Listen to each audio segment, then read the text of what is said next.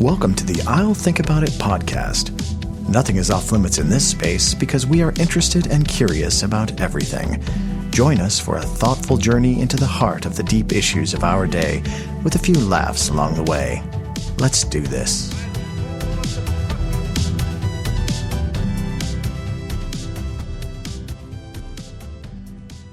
In this podcast, we talk about homelessness, all the various issues revolving around that.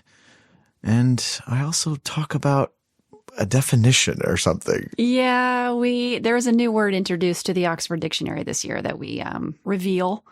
Right. You may have heard of it, or you may be it. And I hope not. We hope not. We hope not. Yeah, we talk about homelessness, and I got something new that you were happy. Yes. We start with that. And then I even have another one of my little movie reviews. Yeah. Yeah, movie reviews. I enjoy those. Little Christmas Yeah, movie. it's a little Christmas one. Yeah. And then, of course, we cover the vast and complex subject of homelessness. And as you'll see, there's a lot to talk about. To talk about, yeah. Yeah. The resolutions to the problem are few and difficult, but it doesn't mean it's not worth investigating. But hopefully it's thought-provoking. Yeah. And we can get further along than what we've been doing, because what we've been doing has not been working. Because we cover so many subjects here, I think the dialogue is good for anyone who's even casually interested in learning more about the subject. Yeah. Okay, so here we go. Let's go. Homelessness. Good afternoon, Erin. How are you doing today? I am doing well. Oh, well, that's good to know. Time for another podcast? It is time for another podcast. Today, we are going to be looking at homelessness, and this is a tough subject with a lot of layers and nuances. Our goal is to look at all the issues facing the homeless and seeing how we can break it all down into sort of digestible pieces because it is so complicated. Yeah, there's a lot here, and there's a lot as I was looking into the topic that was grating on my nerves. For instance, we don't say the homeless now. We say persons experiencing homelessness. That kind of political correct verbiage, and it just drives me batty. Well, as I was digging into the subject, I noticed that too. There are so many definitions. Yeah. And when we get into it more, we can go over some of those definitions. Yep. Such as persons experiencing homelessness, sheltered. PEHs. Are we supposed to call them Pez? I mean, it's like ridiculous. Anyway, I'm sorry. I'm already derailing. Look at that. Well, no, that's okay. This subject is so big. It's vast. Rabbit hole possibilities are endless. But we'll try to keep it on the narrow and see what we can do. But and for the listener, it's Erin's job to keep me on the straight and narrow. I do try. Yes. Sometimes it's like a daunting task. Yes. It's an impossible task, let's be honest. Not impossible. Not impossible. Okay. It's okay. The whole point of this podcast is conversation. And so I don't always see our conversation as being derailed when we change subjects, even if it's abruptly, because I think that echoes real life. And if you are having a conversation with someone and you say, well, I only want to stick on this one subject, I don't want to veer off, then what's the point of the conversation? Right. And so we're trying to mimic that in our podcast by allowing conversations to go down different paths, just depending on what comes up as we're talking. And so sometimes we'll try to come back to where we started. Sometimes we won't. And that's just because the nature of the subject just is such that we need to allow ourselves some space to explore, I guess. Perfect. That means I'm off the hook. You're off the hook. Yes, you are off the hook. Well, I understand you got a new phone, Missy. I got a new phone. Yes, I have an iPhone now. You actually switched. You're a switcher. I did. I was a little bit late to the Android or to the smartphone game. It took me. Yeah, you had a flip phone. I had a flip phone for a while. Yeah. But then I mean, it was like a couple of years. It wasn't like I waited forever. But then I got an Android and I had a Samsung ever since. And I love my Samsung. But I have a lot of friends that have iPhones. And I feel like I had mentioned in a previous podcast that some of my messages were not going through. And so something was going on my end and I can't figure it out. So I thought if I just get an iPhone, I'll have maybe some more clarity on my messages going through, especially when it's sent in the iMessage format. Separately, I also wanted a smart watch, and the Samsung watches doesn't have, I don't know, they don't have great reviews. Yeah, I think their latest generation is not considered to be all that great. Like they've been a little stagnant, and the iPhone ones are They're pretty good. Yeah, I think even... Except for battery life. That's the only... I've heard that before, but my son has an iPhone or an Apple Watch, and his battery life is all day. Oh, well, yeah, but like my Garmin lasts for a Days, week. a week, months before you put it on the charger? Well, not months, but yeah, as long as you're okay with the whole take the watch off every day, to charge it kind of deal. But I kind of like having the watch on and just keeping it on for days on end. Yeah, it can get a little bit tough if the whole point, like if you're really into tracking your sleep. Yeah, that's a good point. And then you're right. like, okay, I'd put my watch on the charger at night. Right, but then you would lose that. You lose all that data. So yeah, I think his system is that he wears it most of the day, and then maybe we'll put it on the charger like in the afternoon. And when he's not trying to track any data, he's not at the gym, he's not in bed, and so he can use that as a time to charge it. So I wanted both. I wanted them to sync. I didn't want two different systems. I wanted something simple. So I just decided to go full Apple. Full Apple. Oh my goodness. Yeah. And it's been interesting. I don't know if it's my age or my personality, a combination of both. But for me personally, I can step back and look at myself, feeling frustrated about something. Even just something as simple as the swiping on the phone is completely different on an iPhone compared to my...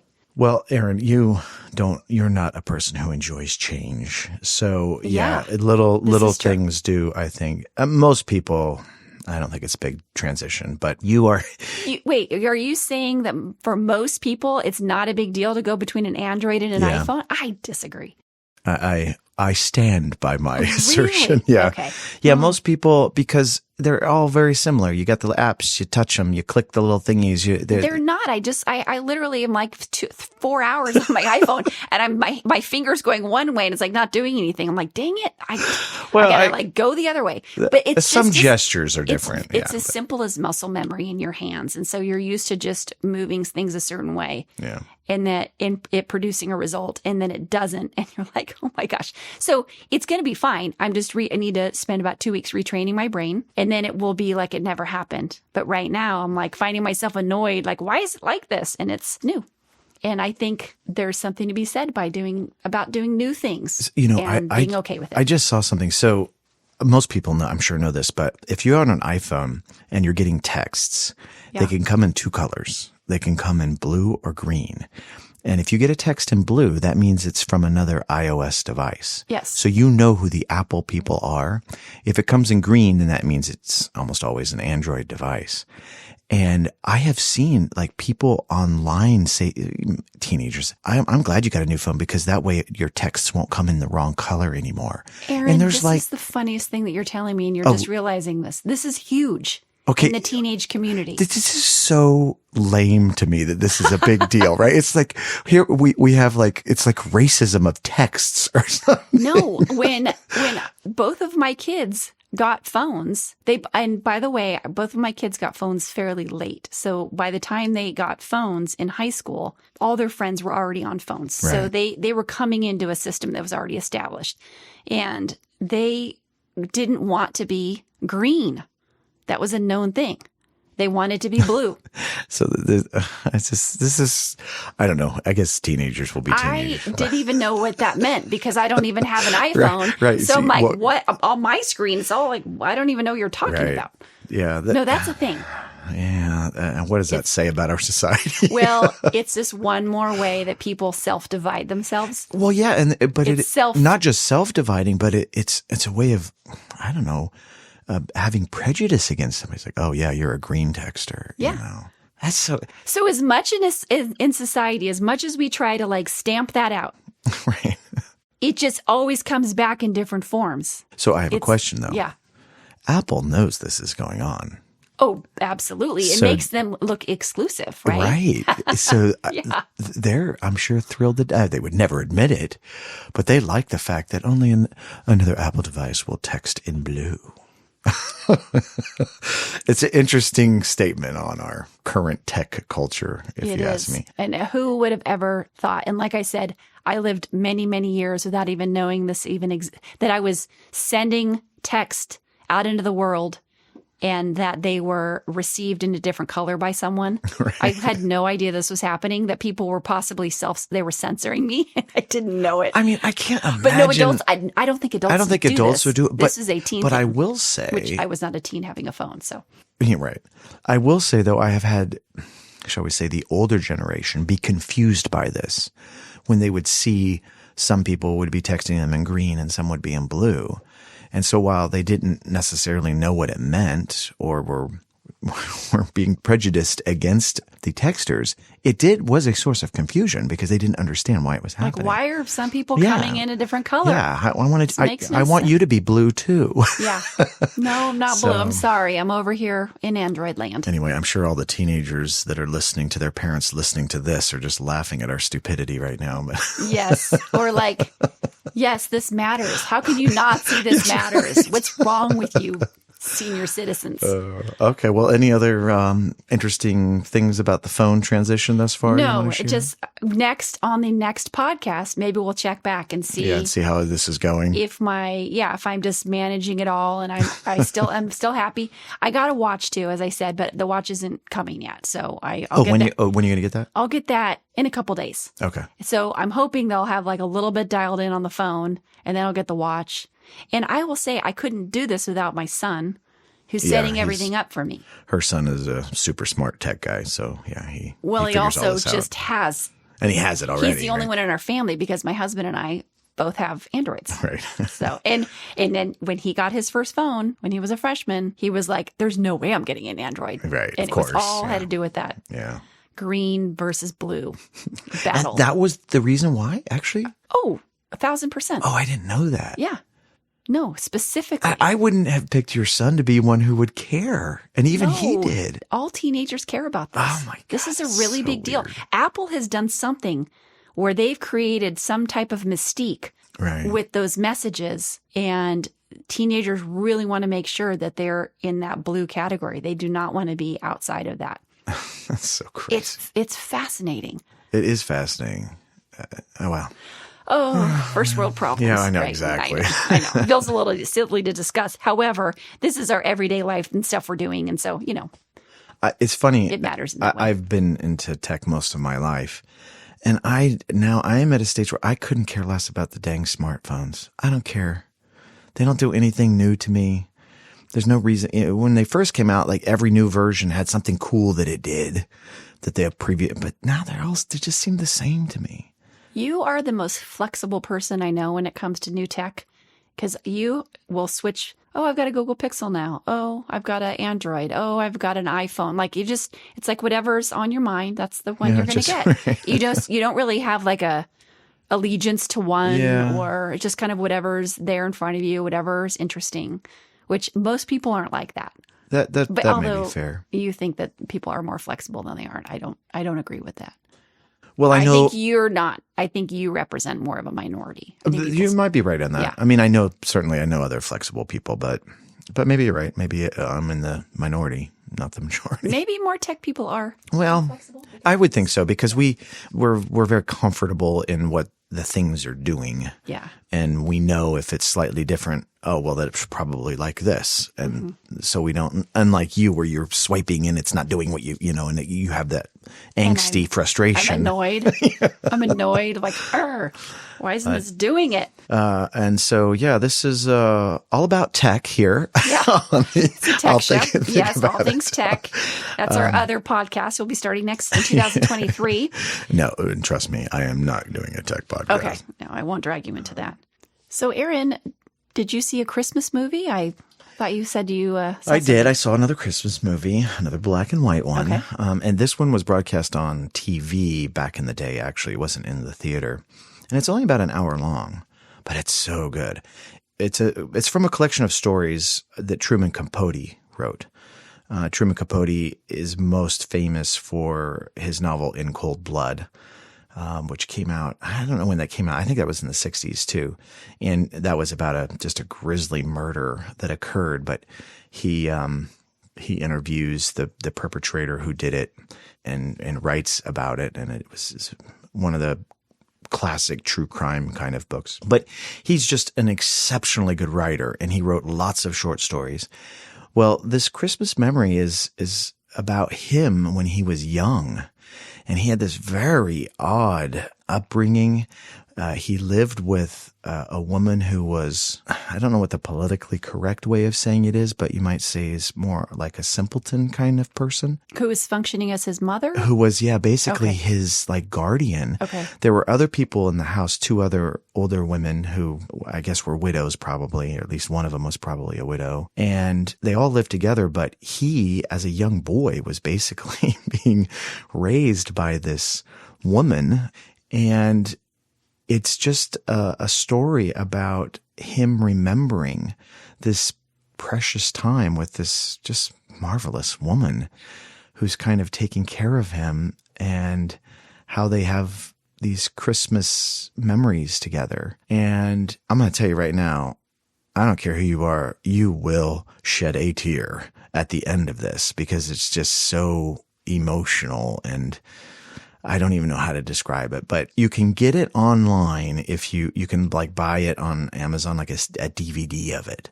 Okay. But it's not. So you can't stream it. You can't, to my knowledge, you cannot stream it. And again, it's a rights thing, but you could buy it for, I don't know, $10 or $15 on a DVD. Well, how did you watch it, and how did you hear about it? Oh, a friend of mine remembered seeing it as a kid. Okay. And he was also a fan of Truman Capote.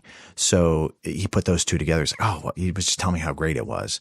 So I got it and I digitized it so that, you could put it on a Roku or whatever. But you could just watch it through a DVD. And it's got to be one of the best Christmas themed things ever done. And Truman Capote actually narrates it. Wait, so is it a dramatization of his childhood, or is it like a little bit? Yeah. Not a documentary. It's not a documentary. Okay. No, it's a story. It's a story. So, and like I said, it's only an hour long, and you can actually tell when there's a commercial break, right? Yeah. You know how those kind of things have that. Like The Grinch, the same way. You always know when the commercial was when you're watching The Grinch Stole Christmas, because it has this weird pause, or a weird suspense moment. So a cliffhanger. So it's kind of hard to put into words. Basically, he's a young boy in a rural, I'm not sure what state he grew up in, but he lives in a very rural life. They're poor. They spend all their money making fruitcakes for friends and acquaintances that they've met over the previous year. And that's all the money they have that's what they spend it on. And this would be for Christmas gifts. So this would be for Christmas so gifts. All the money they have at the time, they put together these special, these handmade Christmas gifts for their friends and family. Well, specifically the fruitcakes. The fruitcakes, okay. And so then there's this little adventure where they have to go and they have to get the, are they walnuts, or what's the other nut? I don't pecans. know what's in there. I think it might be pecans. But wait, do you say pecans? Pecans, well, however. Okay. Yeah, Pecans. that is a geographical thing too. Is it? Yeah. Yeah, but you're from here. Yeah, but I don't know. Anyway, it's so really cool. I mean, to whatever extent you think my opinion has merit, I cannot more highly recommend this as a fun thing to watch with kids and family. And like I said, it's only an hour long. But Christmas memory. A Christmas memory. And based on Truman Capote's childhood. A specific time in his childhood. Yeah. Okay. And, he's probably, I want to say 8 to 10 years old, maybe. The actor who plays him appears that way. Definitely, a boy, not a teenager. So that is what I recommend. That's your Christmas movie. That's my Christmas. Okay. So by the time our listeners hear this, Christmas will have passed. So you have a year. You'll have a year to get, and also Bachelor Mother. And Bachelor Mother, it'd probably be easier to stream, I'm sure, or but find. It's a holiday kind That's of a holiday themed. I'm just having people plan ahead for next year. Yeah. Well, and I'll probably have another one. I have a series of these Christmassy things I like to watch.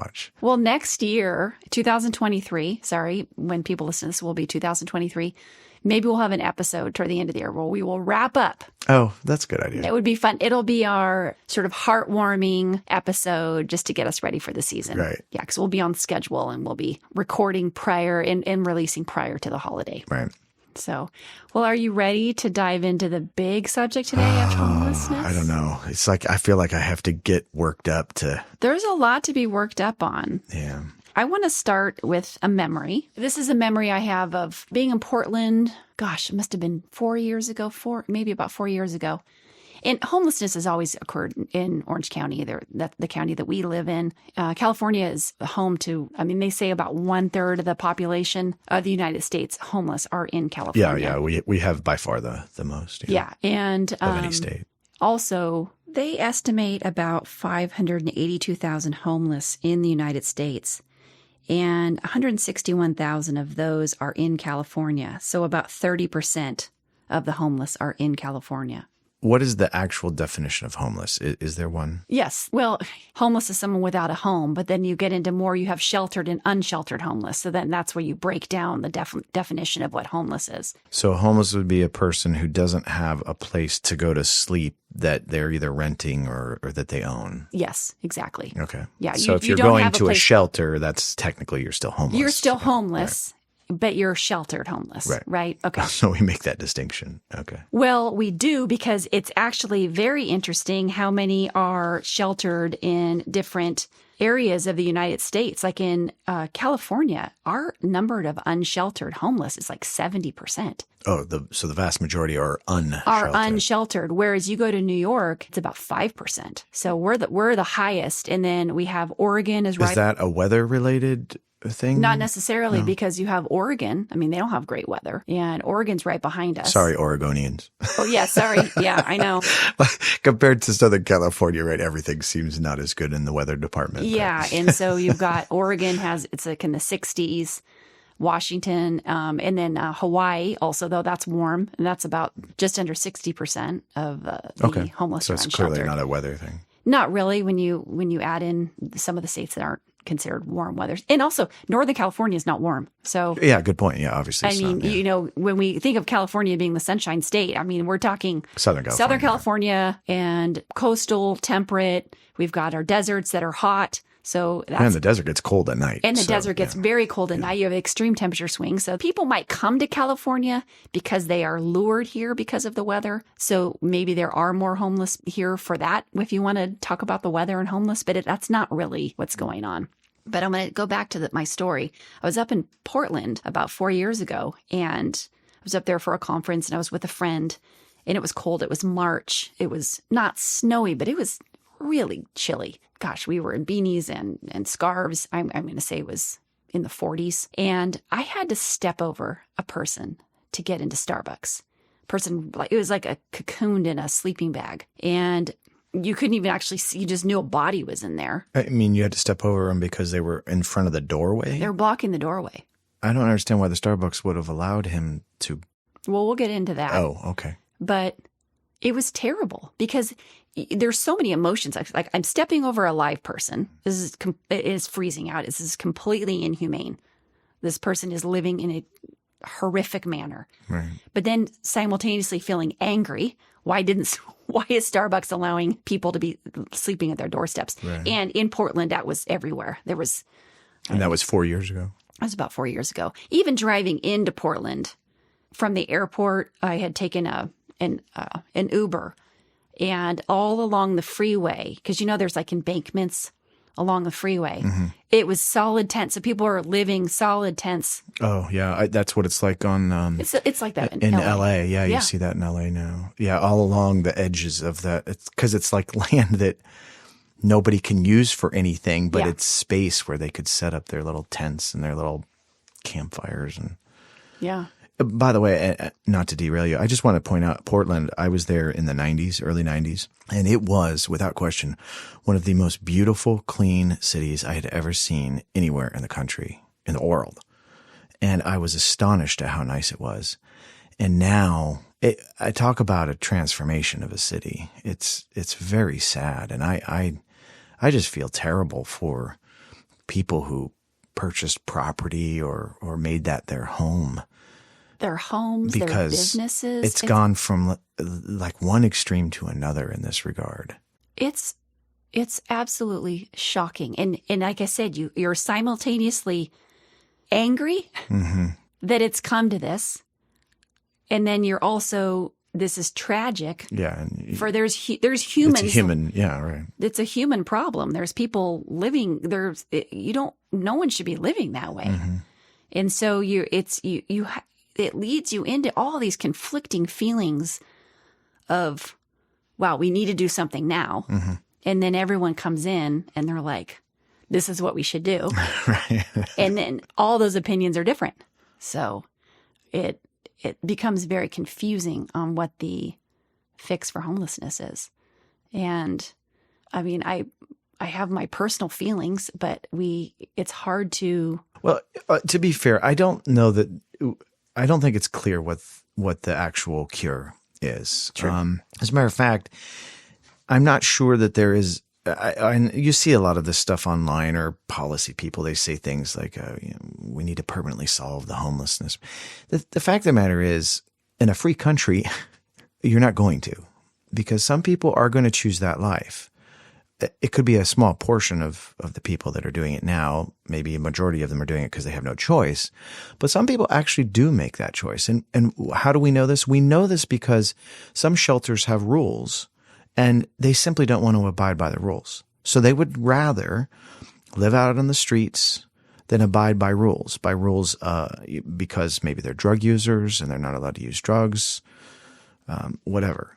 So some people do actually make this choice. Now, the question is, how do you police that? Do you allow that? Do you allow for vagrancy? Should it be legal? Is it legal? Obviously that depends on the city and state. But if something isn't illegal, it's more likely to happen. On the other hand, if you make it illegal for somebody to simply be there because they don't have a home to go to, are you just being heartless jerks? Right? Well, and it's not simple. This is not simple. This is not simple because, again, we can go back to the people who don't like. If you want to, and I got on and I'm like, okay, I'm going to get on the internet and I'm going to say I'm about to face homelessness. I'm living in a house and my landlord is kicking me out. Or he's raised the rent. Which in California, I do want to state, there is a rent cap of between 5 and 10%. So landlords can't raise rent. You mean in one go? In one go, yeah. Is that per year or per month or? It's something like that. It is something, and I don't have that answer. Okay. The point of it is you cannot just do a big increase to try to force an eviction, essentially. No, you cannot. And so, so say there is an increase or something is happening, the building's being sold, demolished or whatever, and they're going to lose their housing. What do? They have a job. It could be low income, but they have a job. They aren't mentally ill. They aren't addicted. They're just facing a bad situation. There are so many services available if people are interested. There's housing assistance. There's food assistance. There's relocation assistance. There's rental credits. There's it is at least, and I'm talking about California specifically. I can't speak to other states. I know New York has a lot of systems in place as well. I'm speaking, and for most of this podcast, we're going to talk about California because California is basically the homeless capital of the world. As far as not only do we have a lot of homeless here, there's been so much money spent on homeless. So there's been a lot of experiments in California that you can look back on and you can say, did this work? Did this not work? It's been like a testing ground for homeless. To paint with a broad stroke, it does seem like the states that have the most programs and are throwing the most money at the problem are coincidentally the states, or not coincidentally, the states that have the biggest homeless problem, which implies that isn't the fix. I think in the last couple of years, the statistic is that state of California has spent like $15 billion that's on homelessness. And we have, how many homeless do we have in California? 50,000? Oh, a little bit more than that. I don't know what that is. I don't know what that is per person, but that's an awful lot of money. Oh, the amount of money spent per person. I mean, we can get into shelters and Housing First, what they're doing to build a shelter or a permanent affordable housing. It's about $600,000 per unit. Mm-hmm. Yeah, per unit. I saw that. That was in LA, right? I think they were saying they were going to build. Oh, well, okay. This actually brings up something that I discovered that really bothers me. When I was growing up, whenever we would talk about homeless and we would talk about homeless shelters and stuff, they were only ever temporary. Right? There was never this notion that we were going to build a permanent place for quote unquote homeless people to live. And if you think about it, that logically follows. Because if I create a permanent place for a, quote, homeless person to live, I actually just gave him a home. Then you're no longer homeless. Yeah. It's affordable housing at that point. Yeah, but that's not what they're calling it. They're calling it permanent shelters for people. In other words, one person can be there permanently if he or she chooses. Well, then how do you classify them as homeless at that point? Now they're just basically getting free rent paid for by the government or by the taxpayer, that's right? exactly what it is. And it's even worse than that. It's even worse than that because so we had the shelter system and you've got temporary emergency shelters. And then you've got, and those fall into different categories. You have temporary emergency shelters that require you to be sober when you come in. And then they maybe have some limitations. Maybe the homeless person's got a pet. You can't bring the pet in. You've got to be sober. And they have like a time restrictions. And then you have low barrier shelters. But to go back to for instance, a barrier shelter that would have restrictions. Josh, I don't know this term, barrier shelter. Like you have low barriers where you can just come in. Barriers for entry. Barriers for entry, okay. Exactly. Right. So say you're, or when Josh and I used to volunteer up at the rescue mission, they used to have a big meal. It was a shelter in downtown Santa Ana. And we would go up there on Saturday nights and we would serve dinner to the homeless. And it would allow in about 70 men. We'd serve between 70 and 90 men. And the men would start lining up outside. And then they'd come in around 6:00. And you had to be sober to go in. And you had to stay all night long. So what they would do is they'd come in and there was all these tables set up. We'd be making dinner in the kitchen because you bring in all your own food and then you make a giant dinner for 60 to 80 men. We'd do like big pasta or just meals that serve a lot of people, big spaghetti dishes. And it was actually pretty wonderful experience. And you serve your food and then they break down the tables really quickly. And then they have a religious service. So this is a Christian organization. So they would have a church service and then it would quickly go into it would go into cots. The whole room would be converted to cots. It'd be tables, chairs, and so then the same cots. Space where they ate in. Same space. It would just be like, and most of the guys would be really fast turnaround. The guys that would come there on most nights, they knew exactly what they were doing and they'd convert it all over. And then we'd leave it, but the men would have to stay until 6 a.m. Fantastic system. You go up there like, this is great. Like, this is an incentive. This is getting people off the streets. This is what you would want a shelter to be. And then you end up having all these people that they don't want to attend a religious service. They don't want to get sober. because this was a religious driven or owned. Is that the word? Yeah. The Orange County Rescue Mission is a Christian organization. Is that a specific church or just a collection of churches that fund it or is it just a religious shelter? It is a shelter system and I don't know. Okay. They're not really funded by, churches can donate to them as part of their mission service, but it's not run by a specific church. But they're now the Village of Hope. So they've got a different shelter system, but there's a Los Angeles Rescue Mission. There's usually rescue missions in the major cities. And so there's Los Angeles Rescue Mission. That's the one that operates right on Skid Row in Los Angeles. But back to the barriers to entry. So you've got the low barrier shelters and you've got the shelters that require a barrier. You're going to stay there for a short amount of time. And then you've got a longer term shelter you could be up to 2 years. And they also usually have barriers to entry. And then you have what's called housing first. And that's what you're talking about, where it was trying to get people right into housing. But the problem with that is that it takes forever to build houses. Well, it takes forever. And it costs a fortune. Tons of money. And not only that, like, where's the liability situation there? Like when you're a renter, right? You have renter's insurance. The landlord has all kinds of insurance, all that kind of stuff. But that's all basically paid for through the private market system in some way, shape, or form. If you're just giving away space, actual what would be a home or an apartment or whatever, like it's not just having built it. you have to maintain it. All the utilities. I mean, are these people responsible for anything? Well, I would say no, because they don't even need to be non-addicted. They don't need, they can be completely. So these can just be drug homes, right? Well, so I'm going to just go back. The theory behind them is that you just get people off this is the utopian perfect world scenario. Okay. That the academics cite. Some academics. Well, I don't know, maybe the advocate. Yeah, whatever. Okay. So they say you build these perfect homes, you get people off the street, they're living humanely, and then they develop trust, and then you're able to get them medication, and they've got caseworkers, and then you're able to get them on a program. The theory here is that you're slowly reintroducing them into normal society. Yes.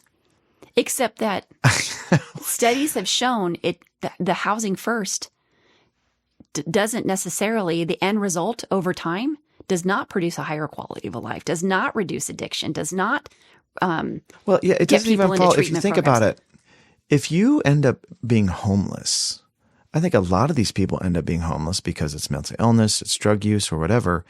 Losing their home is not the first thing that happens to them. It's like the last It's thing. One of the last things. So if you're trying to reverse this process, that's probably not the first thing to give back to them. Wouldn't follow, because they're still drug users, or they still aren't gainfully employed. No. So how are they?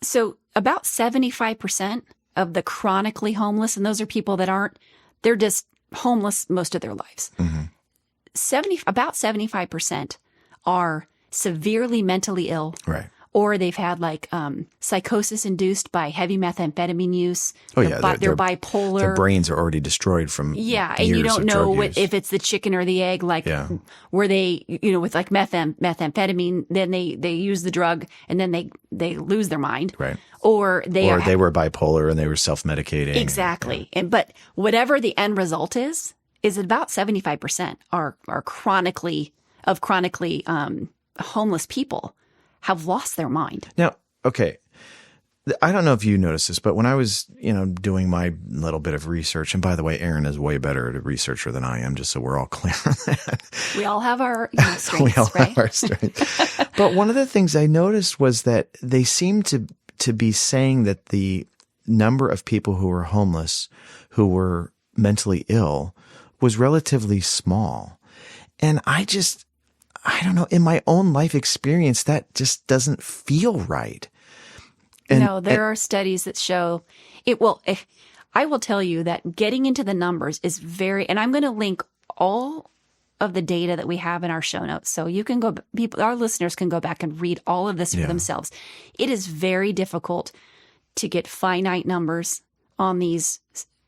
Or consistent numbers, right? Consistent numbers, because you don't know what sample they're looking at. Yeah. And then also you can't compare apples to apples, because it's like, well, we're not looking at chronically homeless. We're looking at sometimes homeless, and they're putting all homeless together, right? And so if you're looking at someone who's been homeless and then they get back, they're including them in the same sample. And so it lowers that number of who's mentally ill. But if you look at chronically homeless, that number is very, very high. Right. So what do you do with someone who's chronically homeless, who doesn't want help or is too mentally ill to realize they need it? Yeah, I think that right now, that is the population that we need to be talking about, because everyone else who wants help, there's so much can available, kind of right? find help. I feel like the story of I'm just down on my luck. I lost my job, and I couldn't afford rent, and my two kids and I were stuck out on the street. I feel like that story is used in order to pull on our heartstrings and justify all the programs, when the reality is that the real problem isn't those people, because we already have programs for them, or we have some. I'm not saying it's great. It's not perfect, awesome. But it's not like it's zero. There's a lot of ways that people in those circumstances can recover and transition into the next, phase of life with some level of success and support. The real problem is the chronic ones. Yeah. And they're the ones that aren't, none of the program, none of this stuff seems to be making any dent in any of that. Yeah. I think that's what it feels like anyway. Out of everything I read, that's exactly the conclusion I came to as well. Because everyone that stands up and says, oh, we need more money for the homeless, we're going to build houses, we're going to do this. Now, incidentally, one of the side effects of this housing first, and we're going to build all this permanent supportive housing, affordable housing, they diverted money away from emergency shelters. Oh, you're kidding. Yeah, because it became in vogue to build these houses. It's in vogue. Jeez. And so then they are like, oh, we're not gonna put as much money into shelters. Okay, and think about what that does. If that's correct, then that takes away from the very scenario I just described, exactly. Where, the people who just need a temporary place. With low barriers. So because really, okay, in our perfect minds, again, we want people to be incentivized to get into a shelter, like, the Orange County Rescue Mission, like what I was talking about. We want them to get sober, get in there. That's what we want. But really what we want is we want people off the street because no one wants to step over a body going into Starbucks. Well, and it's dangerous. It's dangerous. It's a dangerous place to be. It's dangerous. So, even our local beach, our local state beach, there is a feeding that they do. They call it a feeding. It's local churches get together. I don't like that term. That sounds a feeding, like they're animals. It's a feed or like, yeah. Well, it's odd terminology. They feed the homeless. Okay. I think it's once a week, and it's at the local state beach. And what it's created is an area that's not safe. Right, because all those people are congregating. The thing is, I just feel like we have to be a little honest with ourselves here. A large portion of the homeless people are not good people, meaning they're criminals because they don't have money, so they're, petty thieves, whatever. They're drug users, and a drug user, when they need their fix, they're going to break all kinds of laws to get their fix. This is not a good subset of the population for a variety of reasons. And I'm not saying that meaning to be heartless about it. I'm not saying that. But we have to be honest. I mean, in the same way that not everybody in prison is a horrible person, deserves to die for their crime. They did something they shouldn't have done, and they got to pay their restitution. But they're still human beings worthy of being able to, once they've paid their penalty, to get back out there and live fruitful lives. I feel the same way about these people. However, in their current state, they're often very dangerous people. And we have to stop pretending that this is just, Aunt Martha down the street who's down on her luck. That's not really what we're talking about here. No. Yes, that does exist. But I don't think most people, when they think about the homeless problem, that is not what we're talking about, because that's not what we're experiencing. That guy who was laying across the door in Starbucks in Portland, he chose that space very specifically. Okay? Oh, well, he wants to, achieve something by doing that. Probably warm coffee. Yeah, freebies or whatever. And for all we know, he's doing that because he knows the Starbucks employees will be like, "Can you just leave?" And he'll be like, "Well, yeah, give me my coffee and I'll." And also, Starbucks had a lot of issues with allowing. Well, they have a checkered. Yeah. Homeless to use their bathrooms. Yeah, and right. So, again, we'll get into this more, but we end up with a quality of life. It's like who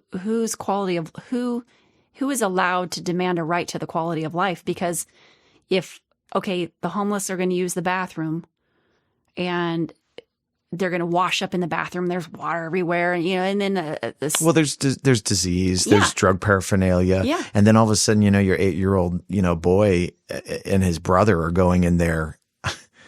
I mean, So the 8-year-old and the brother also have a right to a quality of life. you're right. And so But they don't have the wherewithal to understand the dangers that they could be walking into. They assume that they're just going into a regular old man.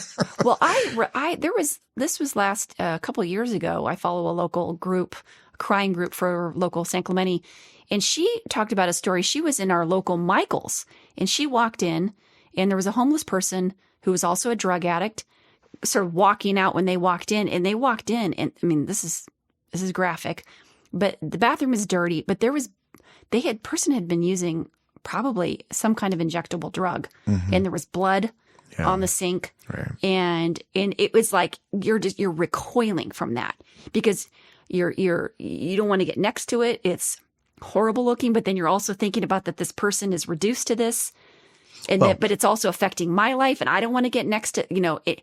I should be allowed to go into the Michael's bathroom and not have to see that. Yeah. Again, it produces so many emotions when something like that happens. And so is Michael's should be saying, this is only for our customers, but there's been lawsuits that saying that's discrimination. So no one can win. Well, yeah, and that's probably in certain parts of the country where they are more likely to, a place like San Francisco, where they're going to make it so that you cannot keep them out of there, even if they're not a customer. Well, I also want to get into that, sort of follow that subject a little bit more. We talked about earlier, what should you do with a person who is mentally ill or addicted, somehow not able to take care of themselves, and they're on the streets? Should you be allowed to say, we have an anti-camping ordinance, you can't? And in fact, there was a Supreme Court case, Boise versus Martin, and it was determined that you cannot. Actually, it didn't go to the Supreme Court. It was a magistrate judge in Boise, but the Supreme Court has decided they're not going to hear these cases. So they're meaning let it stand. Exactly. And so what they're saying is that if you do not have shelter space available for a citizen in your county or your jurisdiction, you cannot enforce an anti-camping on public land. Public land, right? Yeah. So on private land, I'm sure you'd still be able to. Well, yeah. I mean, but sidewalks fall under really gray area. Sidewalks are mostly public. Sidewalks are not private. Yeah, but couldn't you just make a safety argument there? Well, it's not really. So they didn't say it's all out, but they didn't give specifications on it. It's gray. They left it gray. Right. So you can't just say there's no camping and everyone's gone. But you also can't say it's 100% you're allowed to. So I think up in Sacramento, you're allowed to stay on the I think you're allowed to sleep on the the patio or the steps of the Capitol, maybe overnight, but you're not allowed to be there during the day. And so, we had that up in the county or in Santa Ana. It was like 2017. It was going up multiple years before that, where right at the Civic Center, you couldn't even get into the Civic Center because it was so packed with tents, and it was difficult to disperse them because there weren't enough shelter beds to rehouse all these people. This is why, one of the reasons why the county seat or state capitals can just be hellholes, because that's public land that all these vagrants can essentially be at. Yeah. And there's nothing anybody can do? Based on this ruling, there is nothing anyone can do, except that Sacramento right now is working on a program where it's called Right to Shelter. And so they want to have enough shelters to say, we have enough beds that are low barrier. So they're like, if you're on the street, you have to go into a shelter since we have a bed for you. Mm-hmm. Like, we're not going to give you the choice. And so they've been experimenting with that up in Sacramento to try to get people off the street. But then you end up with the whole issue of, where do these shelter? Okay, if every town's supposed to have a shelter, because every town is supposed to. Well, but it shouldn't have to be at the town level. Or community. I mean, to me, this has to be at a state level issue. I 100% believe it should be you a state level. I mean, how do you force a small town to have, what if that town has an inordinate number of vagrants for some reason? They can't. Then they're going to house them all. Yeah, how are they going to house them? That's just ridiculous. Well, I mean, they ship them around too. Well, that's the thing. I mean, I think it would have to be at the state level, and the state would be like, okay, well, here's your bus ticket. You're going to, shelter such and such. I think there should be state shelters throughout the state of California. There should be enough. If we've got 100 and, But the thing is, these people just aren't going to go. But you shouldn't be allowed to be on the street. I agree. If the law says... Listen, I stand by my premise here. The real problem is the drug user or the mentally ill, okay? Yeah. These people don't play by our rules in any way, shape, or form. So they're going to be wherever they need to be to get their drugs. And, where money is going to be easy to be gotten, where the drugs are going to be easy to gotten. And that is not going to be in some shelter in some rural part of the county. Except if you're forced to go there. Well, that's what I'm saying. They won't. Yeah. They'll leave immediately. There's no way they're going to stay there. Well, there was, California has passed over the past 10 years a series of realignment laws that have lowered felony convictions down to misdemeanors. Well, yeah, that's a whole. But part of the unintended consequence, or maybe it was intended, who knows, is that they took out a lot of the drug court offenses, and because they lowered penalties for carrying drugs, selling drugs. They really lowered them, and so they didn't raise to the level of needing to go through drug court. And as a result of not going through drug court, a lot of which is considered basically a diversion program. So someone gets busted for drugs, either selling, having, using, or whatever. They go through and they get put in a drug court system, which includes a treatment program. And so in order to expunge your record, you have to go through this program. You have to tell the judge you're doing it. And so then that maybe at the end, you had a higher percentage of people who would go through these programs who then would become clean. They would be getting off the street. Because they'd be. Yeah, at least some, it's probably a small percentage, but at least some percentage. They wouldn't be lost in the system. They wouldn't just disappear as people, right? And so now. So what you're saying now, they don't even get to that point. So they never. They're just out on the street, just flopping around, and you don't really know. They haven't been pulled into the system through, legal means. And so they're even more disappeared. Okay, let me ask a couple questions here. Just thought-provoking questions. Did we have a problem like this with homelessness 100 years ago? We didn't. Okay. And why? So in the 1950s, or actually, the 1950s was Thorazine was approved as a drug, and so that was given to people for antipsychotic. It was an antipsychotic, okay? And it was thought at that time that people with schizophrenia or serious bipolar then could be back into society. And around a little bit later, states were defunded for their shelters. And you mean mental facilities? Mental facilities. Yeah. So beds went down. So what you're basically saying is that we had psychiatric hospitals, or what do we call them? Well, asylums. We used to call them insane asylums. Well, right? And but those also had a very bad rap. I mean, they were people were treated terribly in there, and so which is why there was a movement, I think, to get rid of them. To get rid of them. But they were off the streets, but they were being treated terribly. So we haven't ever seen a system where it's been both, where they've been humanely treated. But now, I mean, do we even have insane asylums? I mean, there are. Okay, here in 1955, there were 555,000 patients in facilities, and in 2016, there were 37,000. Oh, okay. So mental illness did not go away. And the population has probably doubled since then. Mental illness did not go away. We just are not putting them in facilities anymore. Right. And so they are, by definition, then probably out on the streets, because these are people who aren't going to be able to have a job. And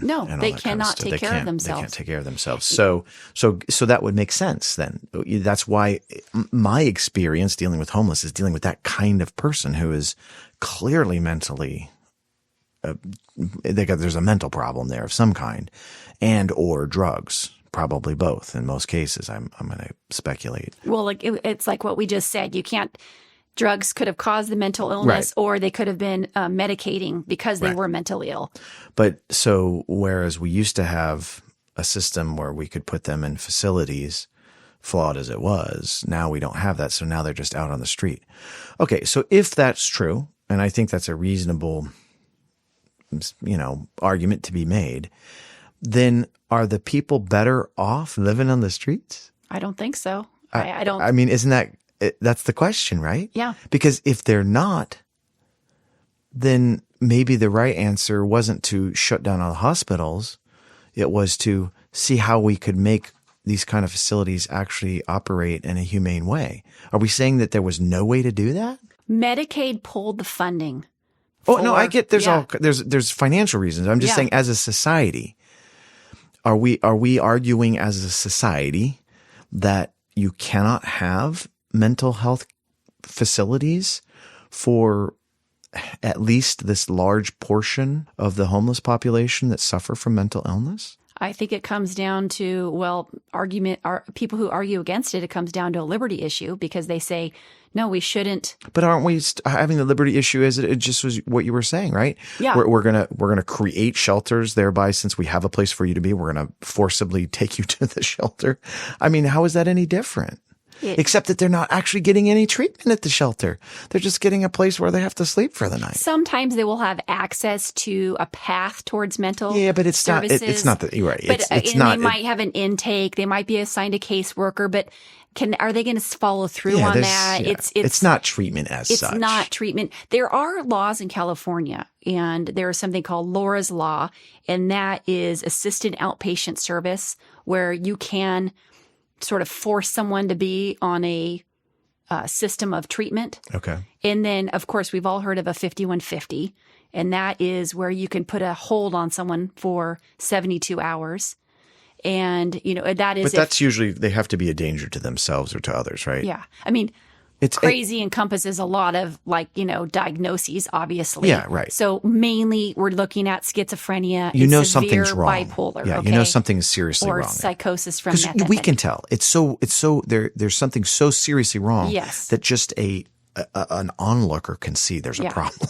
Yeah. So that's so I feel like the homeless problem is really not that.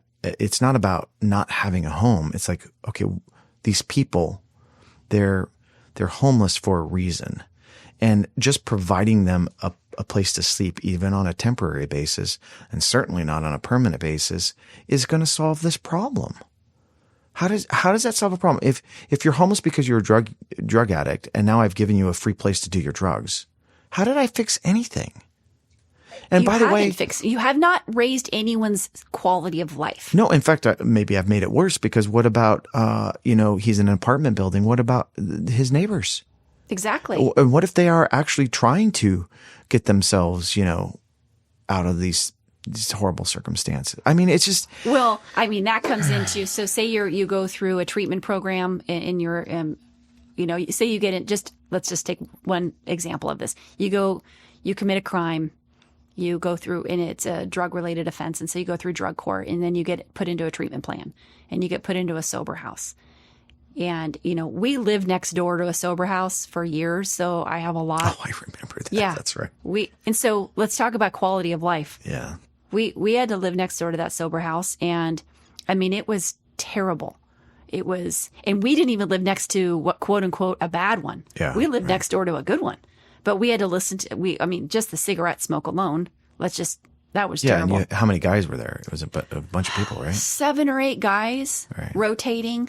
They have no allegiance to the neighborhood. Mm-hmm. And so they don't care about what the neighborhood looks like. Mm-hmm. And, a whole different subject, but what's related is a lot of the libertarians, anyway, they blame a lot of homelessness on zoning.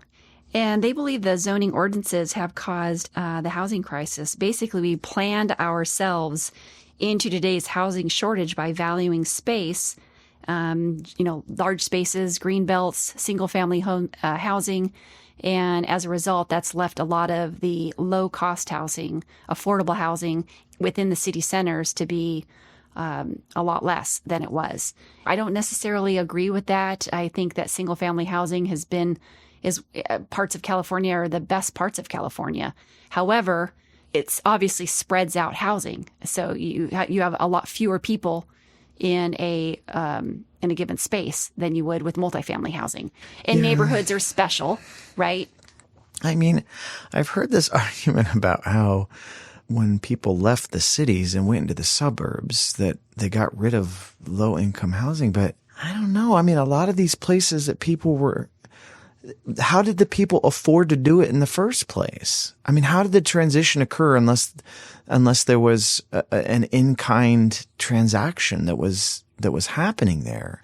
I just find this argument oddly confusing. And if there is an area where there's no low-income housing, then who's going to do the services for the people, the quote unquote rich? Do you see what I'm saying? Like this situation largely tends to resolve itself. Well, does it though? I mean, well, it has to. Otherwise, how does a society ever function? Well, I think we're seeing the breakdown of that. Yeah, but this is a different kind of a breakdown. I mean, if the premise that homelessness is driven more by drug use and mental health than it is by, the alternatives, the story that everybody likes to tug heartstrings with, at least the chronic homelessness, I guess, because that's really what we're talking about. We're talking about chronic homelessness. The temporary homelessness, I think we have I think there's a lot of, especially in a state like California, there's a lot of support to get through a temporary situation. The chronically homeless, these people have problems. They're chronically homeless for a reason. Either by choice, there's some people that might choose that life, but most likely because they got mental illness and or chronic drug users. This notion that we have a homeless problem because we don't have enough cheap housing, I'm just never really been swayed by that argument. Something just doesn't feel right about that. It sounds like a very lazy academic argument to me. People are homeless because they can't afford to live anywhere. I don't know. In order for that to be true, then the governments must always be making the right zoning decisions before 1950. I don't know. It's just something is not right about that. So before 1950, early 1900s, they weren't making really any zoning. And so you had these large tenements and rambling city centers. Not everywhere. There were a lot. And so they big cities. In big cities. Yeah, of course. And they cleared them out because they're ugly. They're disease ridden, and they were replaced with sort of lower density, better looking housing that's more expensive. Right. And as a result, where the cities, in the city centers, you assume you're going to have your laborers working within the city center, so they have a close association with their labor intensive jobs within the city. Right. And without that housing.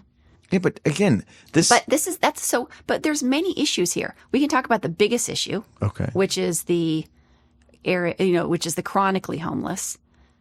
And so that, I think that's the real issue here. But I mean, there are other issues. But I feel like those are small and they're reasonably well managed in most states, both through private and public programs. And maybe I'm just totally wrong. And I would love for a listener to point that out, and by that, I mean, a person who is not a drug user and who does not have a mental health problem and who is not an illegal immigrant, okay, because that's a whole nother thing, who is chronically homeless. It just doesn't feel like that population is sizable to me.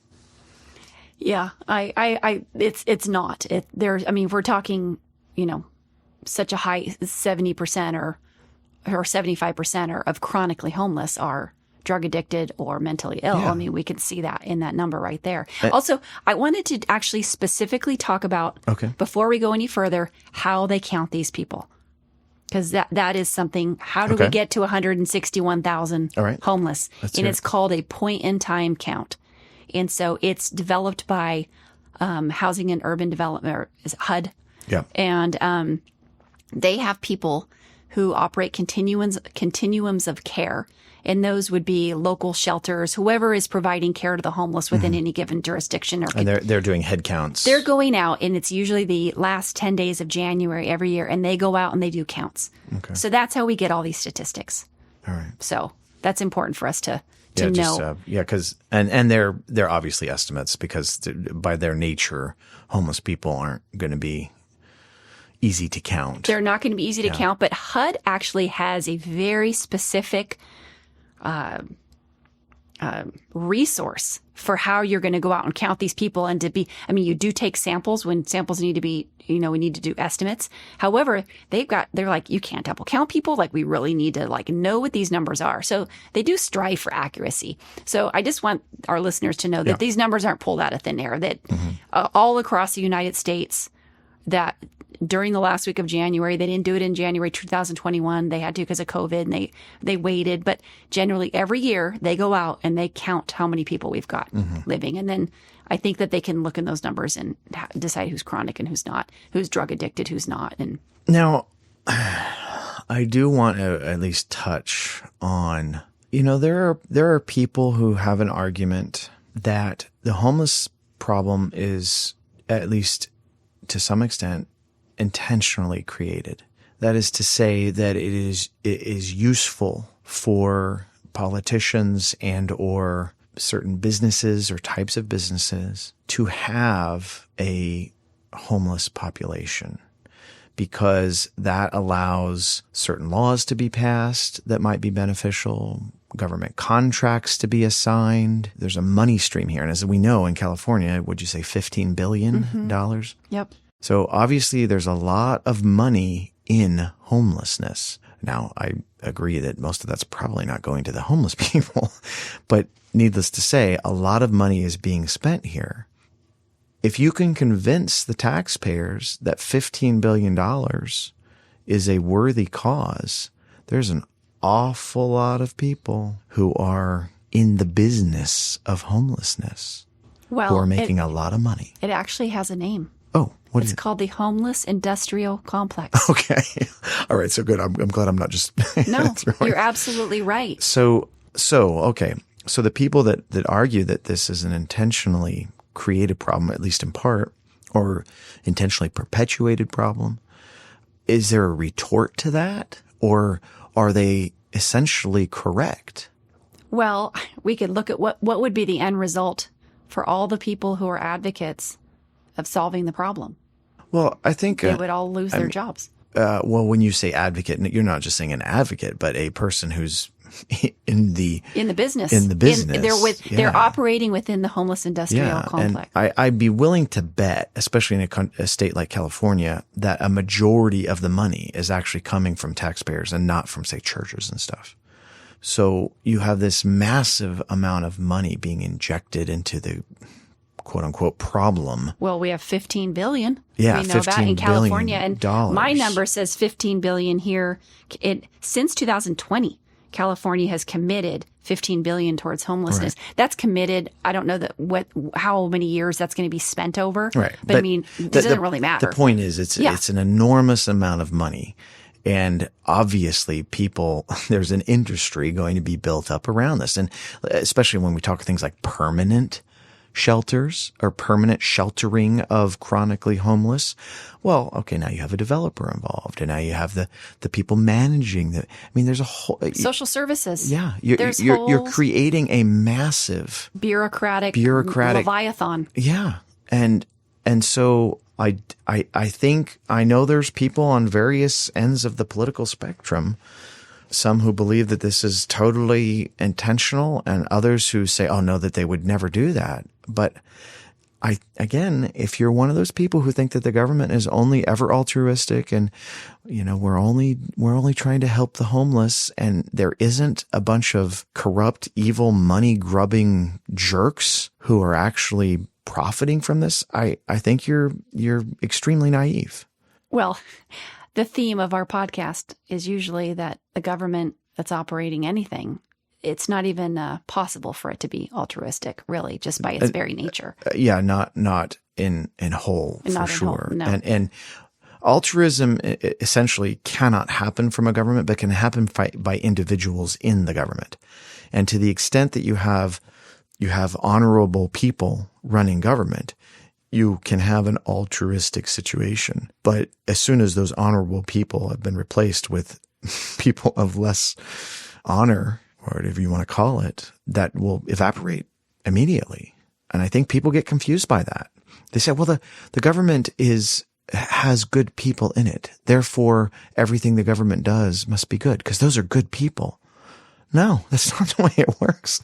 They can be perfectly good people. But if you're operating within the machine, you don't you don't really realize you're a cog on the wheel. No. You're just moving along. You're just absolutely just like, my job until I retire is to assist this industrial complex. Yeah, this homeless. I don't know anything different. Right. I mean, here's a quote from Reason magazine from 2020. Reason magazine being a libertarian. They're libertarian, yeah.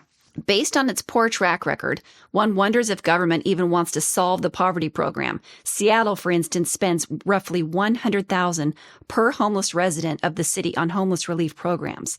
The major beneficiaries of this public largesse are charity organizations that claim to assist the poor, but use that money to pay themselves salaries in excess of $200,000 for a single executive. Major agencies, including the Department of Health and Human Services, employ tens of thousands of people. Yeah, see, and I think... And from what I know about Seattle, the problem is getting worse. Right. It's not getting better. Not getting better. No, and I think that was a big topic in the previous election cycle in Seattle specifically, that they have been throwing all this money and it's not getting any better. So a lot of times I think the typical voter is always just thinking on a very superficial level, I want to help the homeless, or, let's do it for the children. Yeah. But it's not that simple. And just giving money to the government or authorizing the government to spend money, which therefore means they're going to have to raise taxes to pay for things, which is essentially the same thing as, taking money from the taxpayer directly. It's not going to solve the problem. It's not going to solve the problem. Not for people that don't want to be helped. Right. Because we come full circle back to that subset. Right. I mean, the thing is, I think most of us have had experience either in our family or friends, or we somehow know the problem of drug addiction.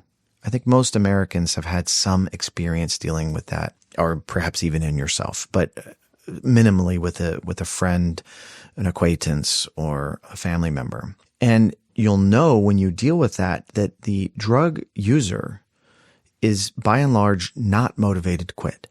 Most of the time that's the default situation. Yes. They are not ready to quit because they've tried it before and they've failed. And it can be an incredibly traumatizing experience to go through. And they don't want to do it again. Well, and some people addiction for them is just even at such a deep level that coming out of addiction is almost impossible. Yeah. Well, it can get to that point for sure. And if that's the case, then what are we doing just throwing money at a permanent shelter for a drug user? How? It's like a temporary salve for people. Yeah. People, you're doing it. Okay. This is one of the things I remember when I was young, I used to argue this just for the hell of arguing, but would say being charitable is an act of selfishness. Yeah. Because it makes you feel good. Yeah. Exactly. Now, I'm not saying obviously that doesn't mean you shouldn't be charitable. No, you should be charitable, but however, you need to actually not be blindly charitable. Yeah, right. And you saying, we need to give money to the homeless because you think that you're somehow being charitable by doing that. No, you're just being selfish. If you're looking at this superficially because, I'm voting for the people that are going to help make this better. It's like, what does that mean? Can you please break that down for me? Right. Tell me what your end game is here. Well, for instance, we've got these local churches that are and I've just talked about this earlier, that are feeding the homeless at Doheny. And there has been a big fight within the local community. What does Christian charity mean? We are supposed to help the downtrodden. Right. Now, is a short-term meal helping the downtrodden? And I argue that it's not. And some people, but then the other side of the argument is you need to just help people and meet them in their current need. So we end up with this giant conflict of what that means to meet someone in their current need, a warm meal right now because they're starving, or are you trying to fix them for the long term? Mm-hmm. Like, we cannot be blind about all the pieces of this.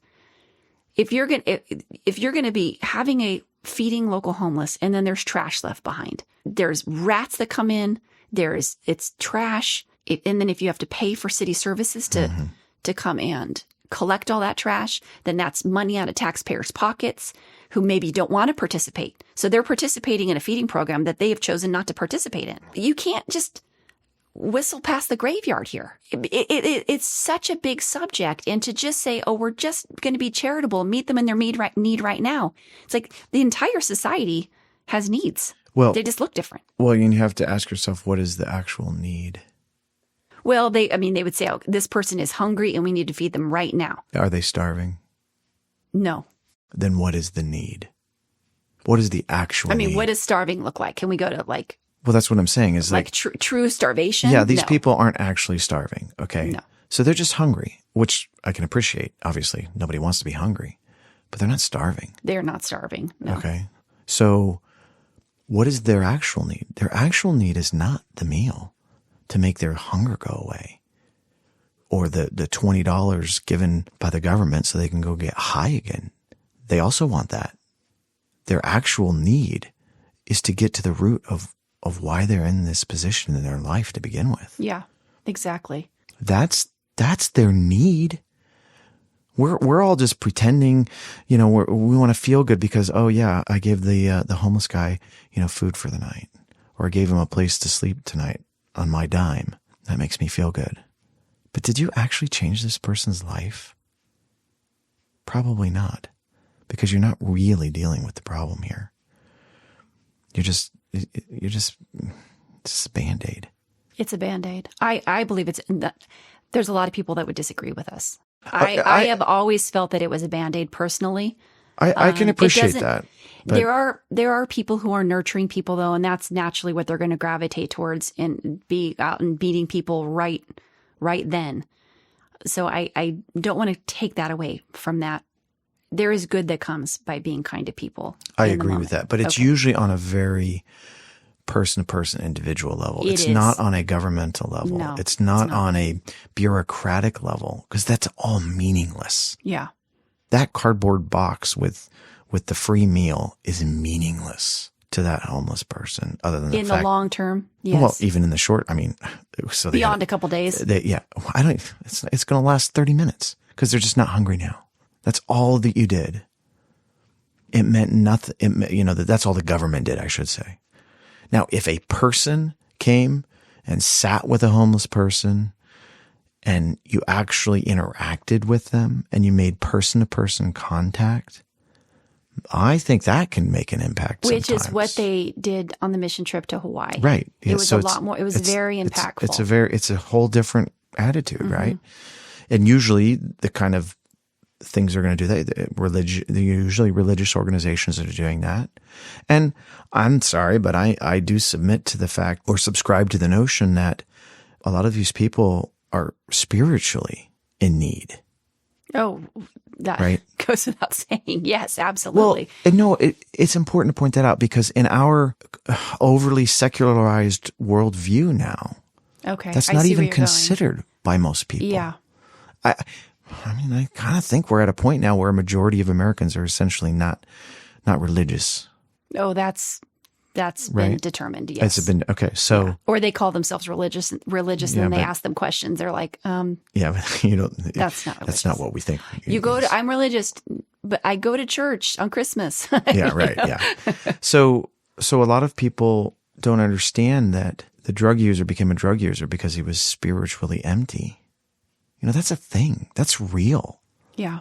That's a real thing. And I think, church missions, they understand this. They understand that is a component to this whole problem, which is why they approach it in the way that they approach it, as opposed to just the government giving you your cardboard box and a meal, or your cot to sleep on for the night. Mm-hmm.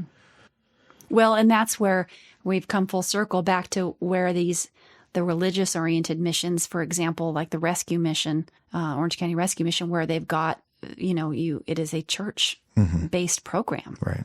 And you are incentivized to move through the program. Yeah, there's an actual, I suspect that their success rate, if you want to look at it that way, is low, but I'd be willing to bet it's way higher than the government's.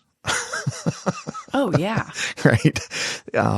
And if there is a function for the government here, if everything I'm saying has merit, if my arguments, as poorly as I've made them in this podcast, but I think people kind of understand where I'm coming from. But if my arguments have merit, then what is the function of the government in this problem? And I would say it's to provide mental health in conjunction with drug programs, like ones that actually work with people who are actually serious about getting off the drugs. But not saddle those treatment programs, though, on the backs of citizen, everyday citizens. I mean, for instance, the sober homes, those were considered drug treatment. Oh, yeah, right. But you're putting those into neighborhoods. So I would not be for that, obviously. Yeah, I mean, that ends up. No, this has to be, you have to have facilities set aside like we used to have facilities set aside. And yes, you can absolutely argue that they were badly. I mean, there were problems, no question about it. But we've come so far. Don't you think we could do better now? Oh, just the transparency, the mental health, the medications we have available. Well, for and people. also just our concepts of. I mean, let's face. I mean, they did. When was the last lobotomy? Yeah, it was probably in the 50s. I don't know. Something. I mean, it was. I mean, we have one flew over the cuckoo's nest, and it's like nobody would ever do something like that today. Yeah, forcefully take someone's. Well, not legally. Let's put it that way. Right? Yeah, not in the United States. Yeah, in the United States. And that we end up with a lot of comparisons. Oh, we could do it like this country. We could do it like this country. Like the United States is unique. We value our liberty here. We value freedom of expression, and so we have to be really careful about how all the puzzle pieces fit together while giving everyone a quality of life. And someone living on the streets, mentally ill, that is not a quality of life that's acceptable to me. It's not acceptable to them. It's not. We shouldn't think it's acceptable for them. Yeah. It's certainly not acceptable to the citizenry. No. That are having to deal with that problem. So we cannot let it stand. But we have to stop thinking that the problem is because they just don't have a home. That is not the problem with homelessness. It isn't because they don't have a home. It's because they are somehow damaged human beings. They are damaged. And as we said before, there are peripheral issues. There are people that face homelessness.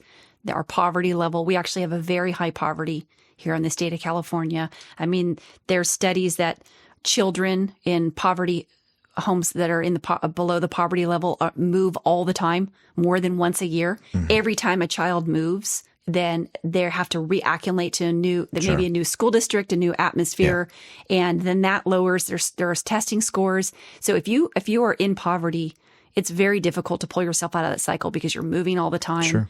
Yeah. And so that is an issue. It is an issue. Although I would argue that in California, that is driven primarily by the illegal immigration.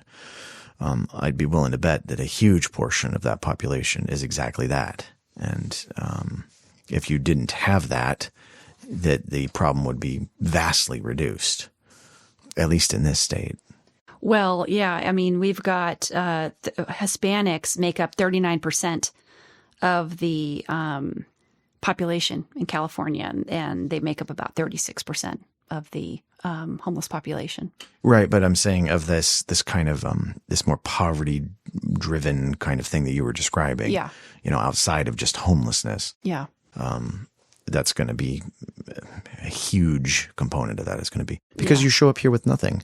You don't even speak English probably. Yeah. So it's very hard to get a good paying job. Yeah. Where are you going to get a job? And now and you also probably brought your kids with you. Mm-hmm. So yeah, that's a huge problem. I mean, just one example of why illegal immigration is so devastating. It's terrible. Yeah. Cause they come in and also they become part of a hidden society. Yeah. They do. And when you're a part of a hidden society, it's very hard to... Yeah, how do you break out of that? You can't break out of that. And so you can be a part of the hidden society if you're a drug user, if you're mentally ill, if you don't speak a language. And well, you're not necessarily. You can be, within your own society where everyone's speaking your language.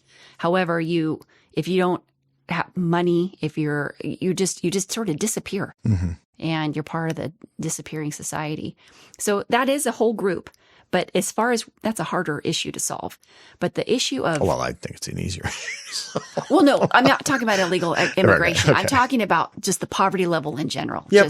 Well, yes. Right. And poverty becomes a problem as the economies wax and wane. And I don't know that you can ever really get rid of it. Right. It's always going to exist, and it's always going to require constant vigilance on the part of society to try to minimize it in a humane and meaningful way. But I think when we're talking about homelessness, that's not really what we're talking about. No. And we're getting specifically into this subset of chronically homeless, right, mentally ill, which is not a tiny number. It's not. And so if it was a small percentage, then we wouldn't really even be having this conversation. But since it represents a large percentage of the chronically homeless.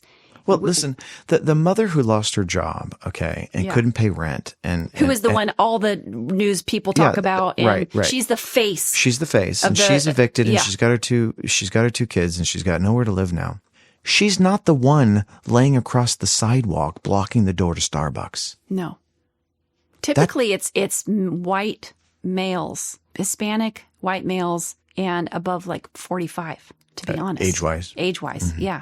Yeah, and I know we didn't really get into the demographics here, and part of that is I almost don't want to because I feel like it sidetracks the issue, right? The issue isn't because and I did see a lot of that online, a lot of especially policy organizations, yes. or universities. Yeah. They talk about systemic racism and all this kind of stuff as being the problem. And I'm sorry, I just that's just ridiculous. And I'm sorry if that offends people. It is that is totally smokescreen. Totally ridiculous. Yeah. That guy laying in front of Starbucks is not there because he's black, or brown or whatever. That is crap. Now, I will say more if you're black or brown. I hate these terms, but are you more likely to be poor than if you're white in America? Yeah, that's probably true, especially in certain areas. Mm-hmm. But that's not what turned you into a mental patient / drug user homeless person. There's nothing to do with skin color. Zero. Especially mental illness. Yeah. So again, you have to ask yourself the question, why is that being talked about so much? Well, okay, as I was reading all of my arguments or all of my articles, it seemed like that was the easiest way for people to get money. Yeah, that's what I was getting at. And so you would... I read a couple articles from like Policy, CalWorks, or I can't remember what they were off the top of my head. And it was like every buzzword you could use, systemic racism, and all it's just of the words. It's the thing now. And it was like it's almost like a fad. And they were just like saying things. I'm like, wait a minute, you're talking as if all of the homeless people aren't mentally ill. Like it was this, and so if we just build more houses, it's suddenly going to make mental illness go away. Right. Or it's going to make drug addiction go away. And it's like the roots are so much deeper. So much deeper. And so it seemed to me that it was money grab. It seems like a money grab, right? Because then you can say, heartstrings. Because it's really easy now in a lot of government, state capitals, the federal level, and in bureaucracies to say, oh, well, we've identified a systemic racist situation, and it's easily solvable by simply assigning money to it. Yeah. And it's everybody, this big shadow. And everybody's like, oh yeah, that makes perfect sense. Of course. Oh yeah. Yeah. We need to give more money. I mean, that's again, so intellectually lazy. It's very easy to produce intellectually lazy papers. Oh, absolutely. And without a lot of depth, using big, chronically used buzzwords that get everyone riled up, because then that causes people to want to donate money to failed plans. Right. That $15 billion, that's all of our money. Right. So it's that's a huge amount of money. And I would be willing to bet there will be more homeless, not less, when they're done spending that money. yeah, our homeless problem is only growing. It's And I getting think bigger, until we're ready to face the music and be prepared to actually say people cannot live on the street, we need to somehow, in accordance with the law, we need to somehow create these shelters in areas that aren't going to impact local neighborhoods. Because did you know where where the Sprouts is? Yeah. Local right. Market there. Yeah, local market. That was going to be a shelter at one point. They were throwing that around as being a shelter. And so for people to understand, this is in a shopping center. So it would be like one of the anchor stores of a shopping center. It was a dying shopping center though, at the time, but there was like really barely. You want to nothing. know what would have killed the dying shopping center? It would have been the final nail, the death knell. And now it's thriving once again a thriving shopping center. But had they done that, that would have been the end. Yeah. And look at the ripple effect that would have had. Yep. All the teenagers in the neighborhood here, they wouldn't have the jobs that they're all, because Yeah. it's probably mostly teenage labor there. You wouldn't have the services there. The tax base would go, the tax bases there would go because most municipalities thrive on business taxes, right? They do because, Proposition 13 in California that keeps our property homeowners property tax low does not apply. It doesn't. It keeps it from increasing at too fast of a rate. Yeah. But then it only is, so properties are only reassessed when they're sold. So the rate of increase is slowed down. That does not apply to business properties. Right. So many municipalities recover lost property tax revenue through the business development, business development. And as a result, they're going to tend to go towards business development and not go towards housing. Okay. Right. Which then that's another thing that's blamed on lack of housing. However, we've got this gorgeous shopping center now. It employs a lot of people. That parking lot I grew up here for years. That the parking lot was dead. It was completely empty. There's two sort of old junky stores that were in there and the rest were sort of closed down and the whole thing's been revitalized. And most of the time you can't even find parking in that, and which is lovely. And so they wanted to build a shelter there. It would have impacted the neighborhood. But then you get into this, not in my backyard. So then what do? You got to build the shelters to get the people off the street. Yeah, but they don't have to be here. That's what I'm saying. Where do you build them? You can put them on the bus. We have to in California find places to put these. It's not about the shelters. I think that the obsession with shelters is the problem in a lot of ways. Well, then where are you? Well, okay, shelter, mental illness facility, whatever you want to call it. That's a big difference. Because one is actually theoretically treating I'm using interchangeable language. Yeah. Okay. Yeah. So I'm using language that's not interchangeable. Right. Yeah. Mean by I'm actually talking about a mega facility. Yeah. So an actual you're saying in our happy world here, yes, they would be going to a facility for treatment to deal with whatever the fundamental problem is, to the extent that it can be treated. And that's another thing I think we have to kind of come to grips with is that not everybody's treatable. Not everybody's fixable. Yeah. But just because you're not fixable doesn't mean you're allowed to have anyone step over you going into a store. Because as a society, we need to say it is unacceptable for a person to lay in a sleeping bag where I'm stepping over them. Not for me, for them. That is a bar so low that we can't. Yeah. Or to use the streets as a public latrine. Yeah. Yeah. I mean, the list goes on and on. Publicly using drugs. No. None of these things should be allowed. And yet, in most of these big cities now, not only is it allowed, it's protected. And I would argue it's actually encouraged because these people are getting paid. In San Francisco, I think it's every 2 weeks. They go, they line up, and they just get money. They give them straight up money every 2 weeks, just cause. And what do most of them do with that? They just turn right around and go buy their drugs. Because they're drug addicts, and that's what a drug addict. You're not going to go buy food if you're needing your next drug. No. You're just not going to. No one's going to do that. And why do you need to buy food? Because somebody's going to give you food anyway. Yeah. So we've explored how nuanced and difficult this is. Oh, it is difficult. It is a difficult, complex subject, and there are so many stakeholders. And maybe the point here is, if you take anything away from this, it's that this whole notion that we just have a housing problem. And if we just create the housing, all this goes away. If that was what you thought, I hope that we've given you something to consider, that is just an overly simplistic argument that really just falls on its face. That is not going to fix anything. In fact, it could create more problems, I would argue. We don't have the answer, the solution. But one thing's for sure, what the governments have been doing over the last 50 years is made the problem worse, not better. And at some point, we as a society have to wake up and say, okay, this isn't working. Whatever we're doing is wrong. We need to radically rethink what we're doing.